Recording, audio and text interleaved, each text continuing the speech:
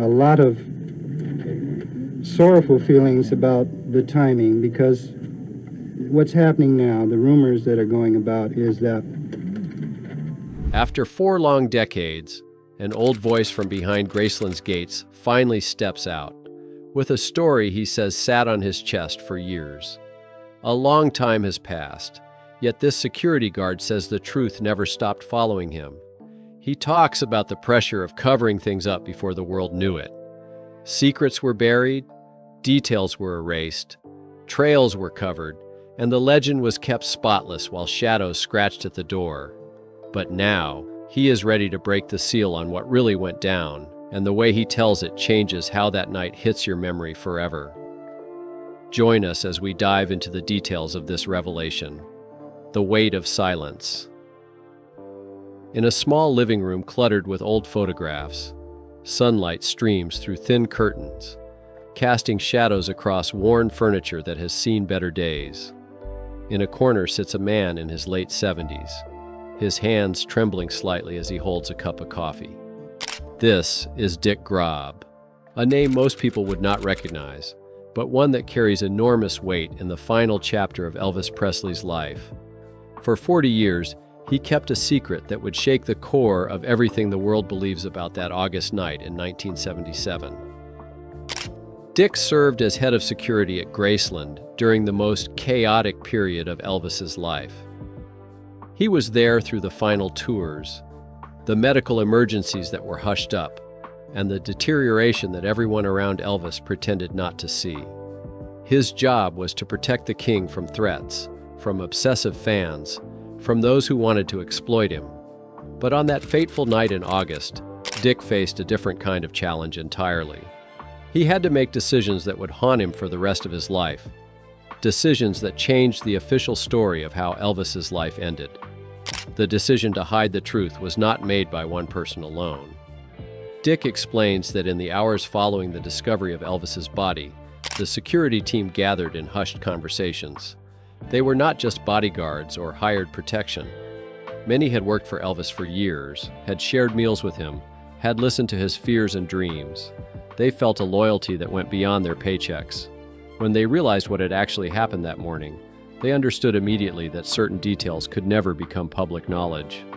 The pressure came from multiple directions at once.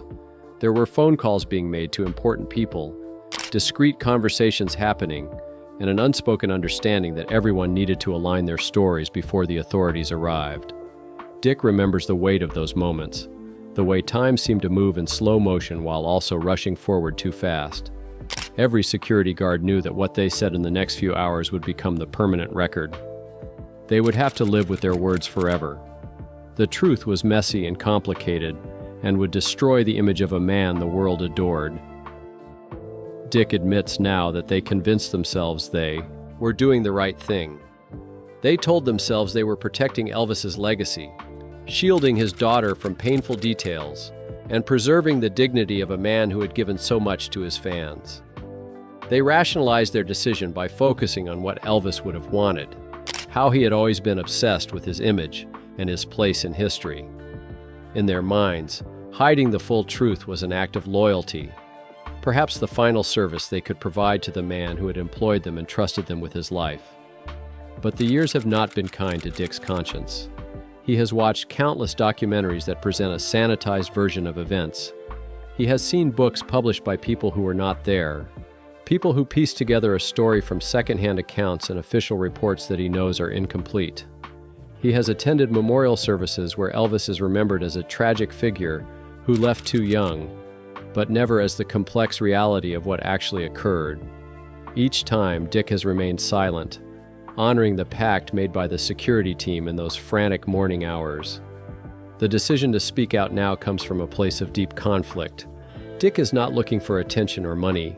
He owns no valuable Elvis memorabilia to sell, has no book deal waiting, and expects nothing but criticism for breaking his silence.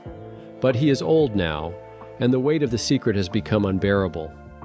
He has thought about his own mortality and realizes that if he does not speak soon, the truth will end with him. He also considered Elvis's granddaughter and great-grandchildren and wonders what they deserve to know about their family history.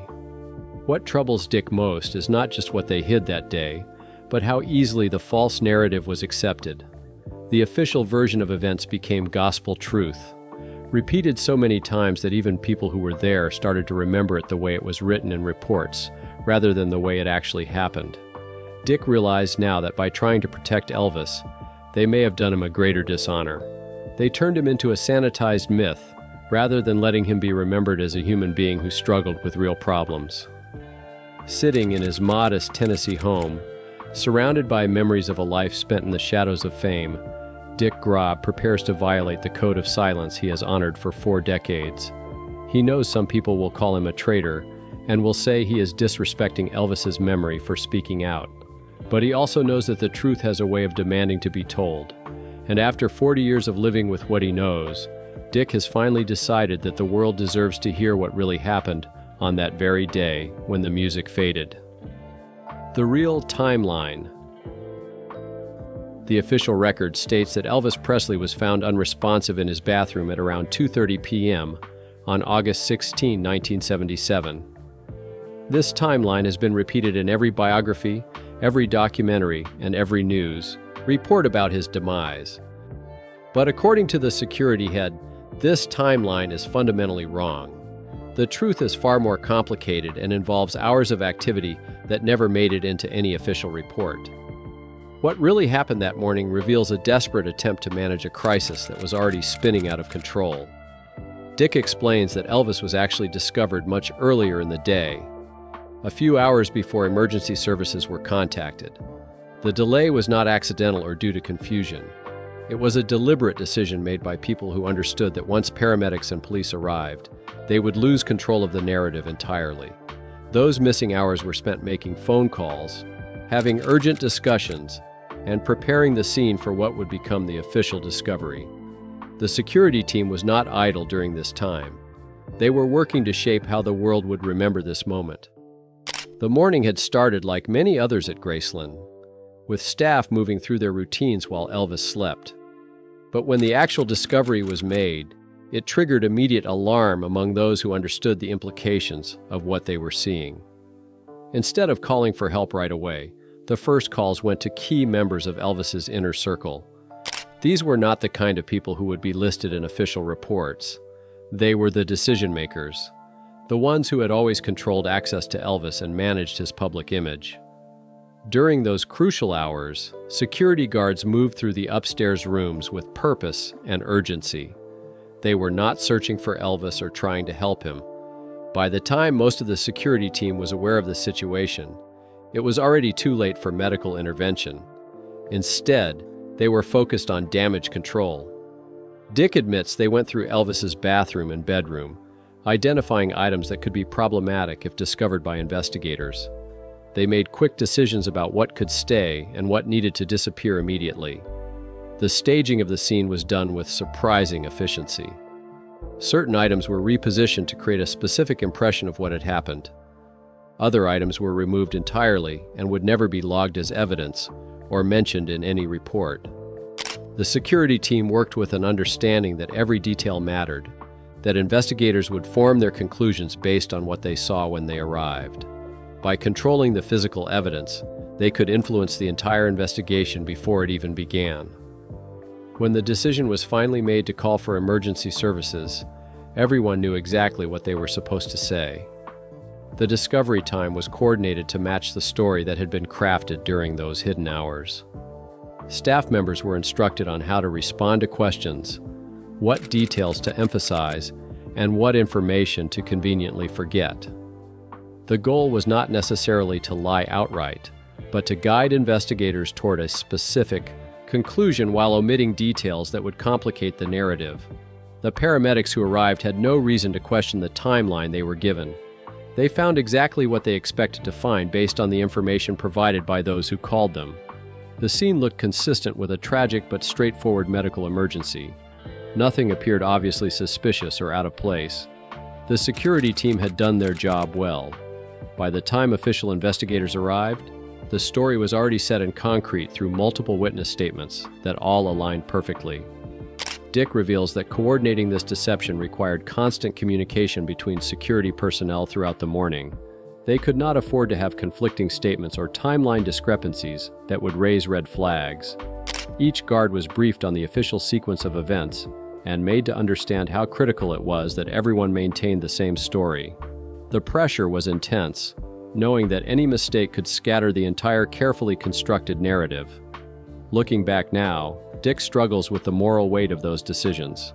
He understands they obstructed an investigation, tampered with evidence, and misled authorities about the circumstances surrounding a major public figure's demise.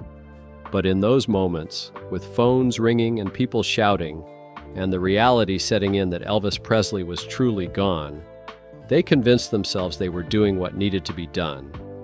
They believed it would not change the outcome, that Elvis was already gone, and that protecting his image was more important.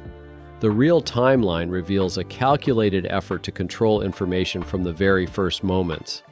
It shows that what the world has accepted as fact was actually a carefully managed version of events designed to protect multiple interests.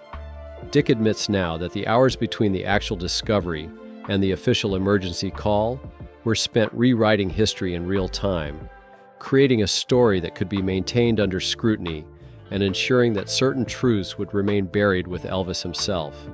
What was found and what was hidden. The bathroom where Elvis Presley was discovered has been described in several accounts over the years. The black and red decor, the book Elvis was supposedly reading, the position of his body on the floor. But these sanitized descriptions leave out the most important details, the evidence that security systematically removed before investigators could document the scene. Dick Grob now admits that what they found that morning painted a much darker and more complicated picture than the one presented to the world. The sheer quantity of medication present in Elvis's private spaces was staggering even by the excessive standards of his final years. Dick describes entering the bathroom and bedroom to find prescription bottles scattered across multiple surfaces. These were not the few bottles that eventually appeared in official reports. There were dozens of containers, some full, some empty, some with labels that had been partially removed. The variety represented a pharmaceutical cocktail that would have alarmed any medical personnel who saw the complete picture. Security made immediate decisions about which bottles would remain and which would vanish. They focused on removing anything that could not be easily explained or that suggested Elvis had access to medications, beyond what his doctors would admit to prescribing. Certain bottles had names that were not Elvis's legal name. Prescriptions that had been filled by doctors outside his regular rotation, and medications that came from sources that could trigger uncomfortable investigations. These containers were collected quickly and removed from the premises entirely. The bathroom counter and bedroom nightstand revealed more than just medication. There were syringes and medical supplies that suggested Elvis's substance use had evolved beyond simply taking pills. Dick admits this was one of the most troubling discoveries, evidence of injection use that completely contradicted the public image of Elvis's health struggles. These items were removed because they hinted at a level of addiction and medical intervention that would have been impossible to reconcile with the idea of Elvis's declining health. Personal items scattered around the bathroom told their own story about Elvis's final hours. There were handwritten notes that revealed his state of mind, personal effects that indicated he knew he was in trouble, and evidence that his final night had been more chaotic than the peaceful image that would later be presented. Dick and the other security guards made decisions about which personal items could stay as harmless details and which contained information too revealing to leave for investigators. Letters, notes, and certain personal effects were taken away. The physical evidence of Elvis's decline was also carefully managed. Dick admits they cleaned up areas of the bathroom that showed signs of vomiting and other physical distress. They removed clothing and towels that were stained or contained evidence of how sick Elvis had actually been. The goal was to present a scene that suggested a sudden medical emergency rather than a prolonged deterioration that security had been witnessing and concealing for months. Every detail that was predictable rather than shocking had to be eliminated.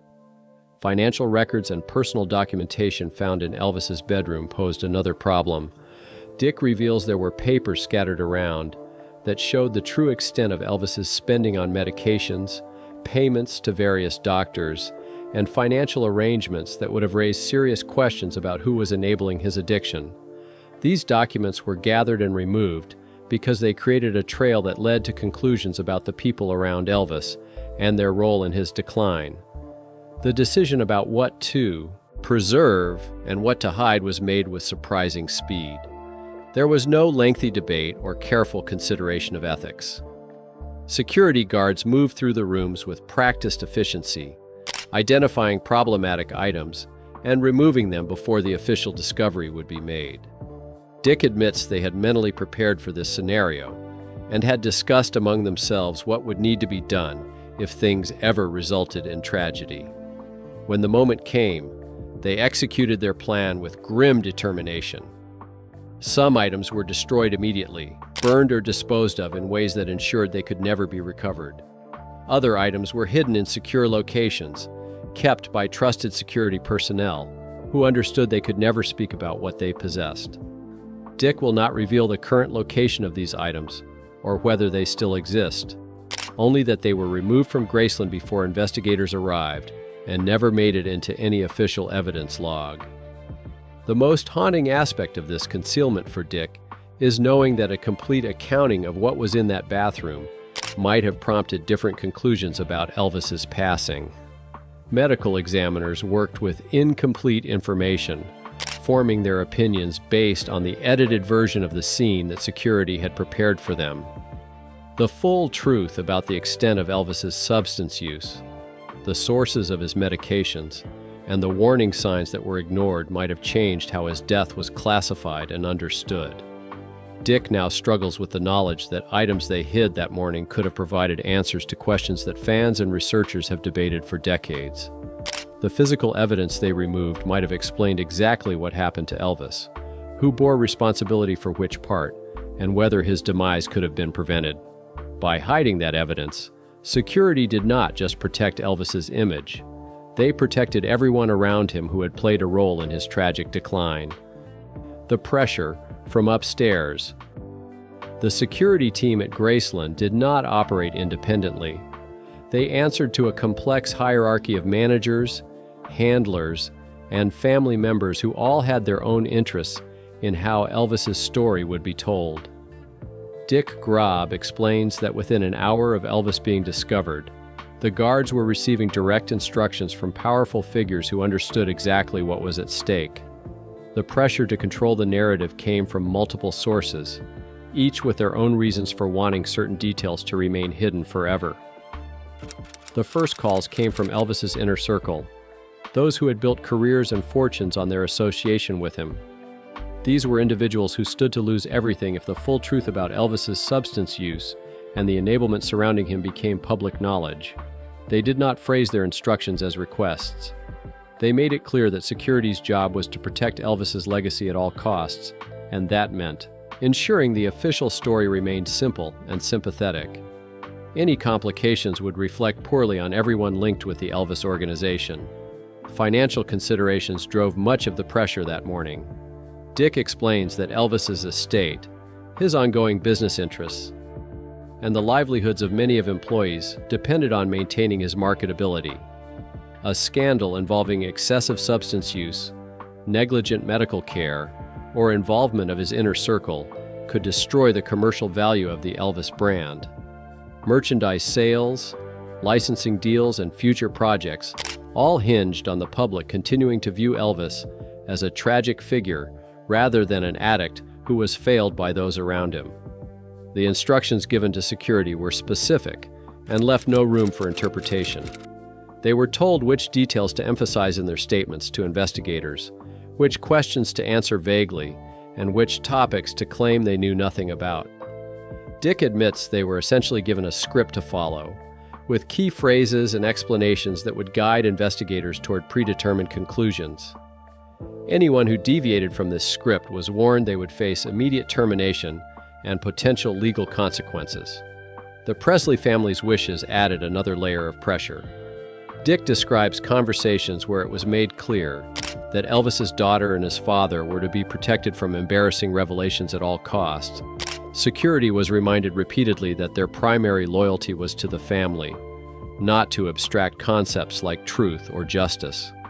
The family deserved to grieve without having their private pain compounded by public scandal. This emotional appeal was used effectively to ensure security officials felt morally justified in their deception. Legal threats accompanied the instructions from above.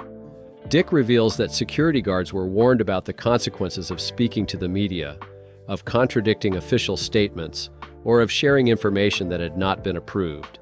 They were reminded of confidentiality agreements they had signed, told that violation could result in lawsuits that would destroy them financially, and made to understand that the Elvis organization had lawyers who would aggressively pursue anyone who broke ranks. The message was clear. Silence was not optional, it was mandatory. The pressure extended beyond that initial day and continued for years afterward. Dick explains that security team members were monitored and checked on periodically to ensure they were maintaining the agreed story. When media interest in Elvis's demise would resurge, guards would receive reminder calls about their obligations and the importance of consistency. The organization never allowed them to forget that they had participated in shaping the official narrative and that any deviation would implicate them in a cover-up. Financial incentives were also part of the equation. Dick admits that security personnel who maintained their silence were taken care of over the years, receiving continued employment, bonuses, and assistance with personal problems. The unspoken understanding was that loyalty would be rewarded while betrayal would be punished. This created a system where speaking out would mean sacrificing not just potential legal safety, but also financial security for their families. The pressure created an environment where questioning the decisions made that morning became impossible. Security guards could not discuss what they had done even among themselves without risking that conversation being overheard or reported. They lived in a state of enforced silence, unable to process their guilt or moral concerns because doing so required admitting to actions that could still have legal repercussions. The isolation and secrecy had a psychological impact that Dick is only now beginning to understand. Dick revealed that some security personnel struggled more than others with the burden. There were guards who wanted to come forward over the years, who felt the weight of the secret destroying their peace of mind. But each time someone wavered, the pressure from above would intensify. They would be reminded of their families, their reputations, and the consequences that would follow if they broke their silence.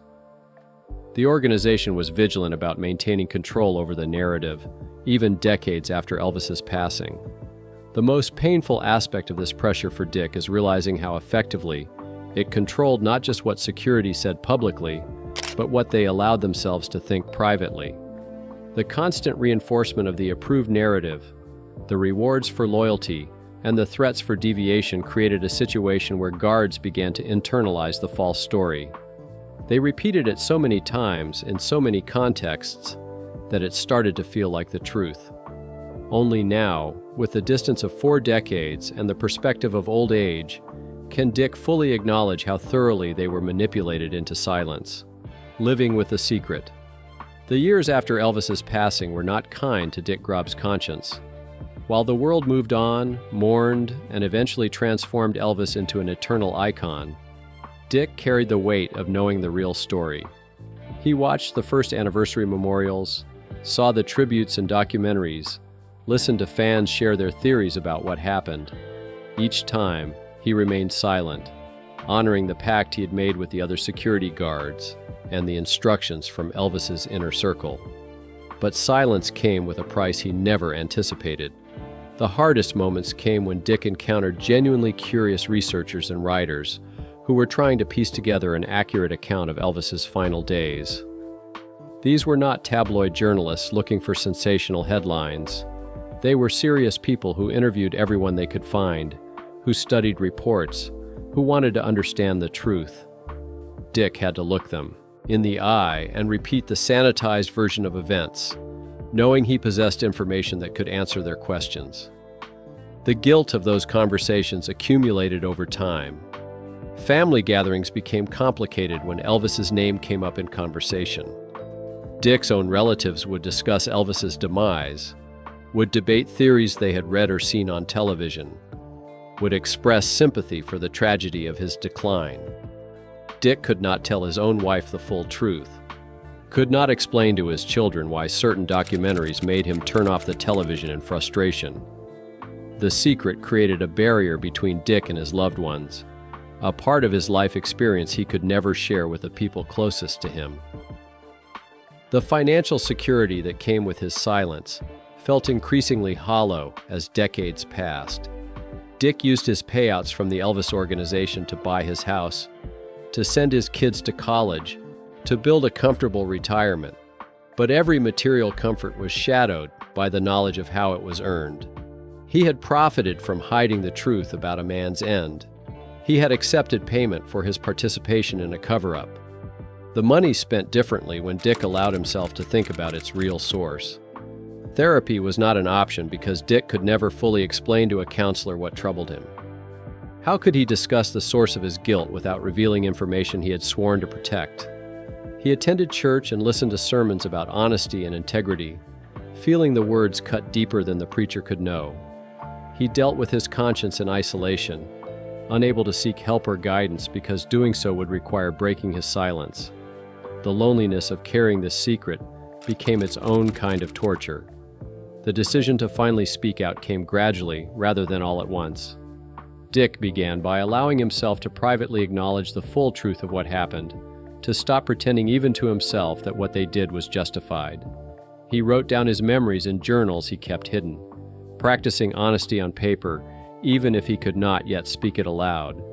These journals became a kind of confessional, a place where Dick could be truthful about his actions and their consequences.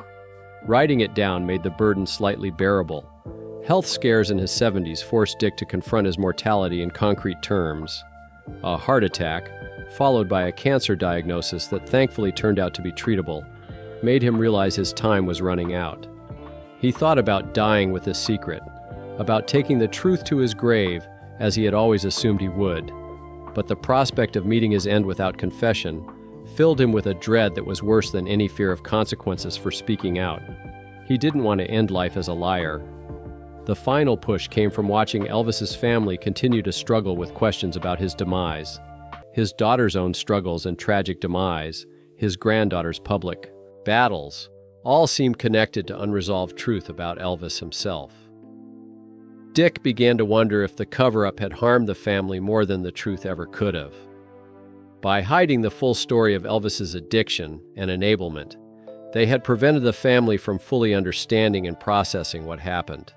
The protection they offered may have been poison. Dick understands that coming forward now will accomplish very little in practical terms. The people who pressured security into silence are mostly deceased themselves. The Elvis estate has weathered worse scandals over the years and will survive these revelations. His confession will not change history or bring Elvis back or undo the decades of deception. But Dick is not speaking out for practical reasons. He is speaking out because he can no longer live with himself if he does not. The response Dick expects is mixed at best. Some people will call him courageous for finally telling the truth. Others will call him a snitch, will say he is disrespecting Elvis's memory and hurting his family by speaking now. Die-hard fans who have invested in a particular version of Elvis's story will reject Dick's account entirely. They will claim he is lying for attention or money. Dick has made peace with the fact that his confession may cost him friendships and damage his reputation.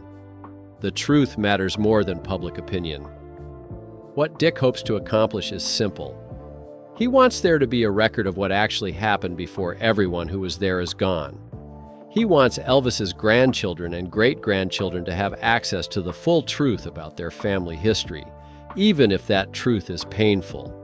He wants researchers and historians to know that the official account is incomplete. Most importantly, Dick wants to go to his grave having finally told the truth, having unburdened his conscience even if it is 40 years too late. The secret shaped Dick's entire adult life in ways he is only now fully recognizing. It influenced how he related to authority, how he thought about loyalty and honesty, how he processed his own memories. Living with the lie required constant vigilance, a never-ending effort to keep his story straight and his silence intact. Now, in his final years, Dick is choosing truth over comfort, confession over continued concealment. He knows it will not erase what he did, but it is the only path toward peace he can see.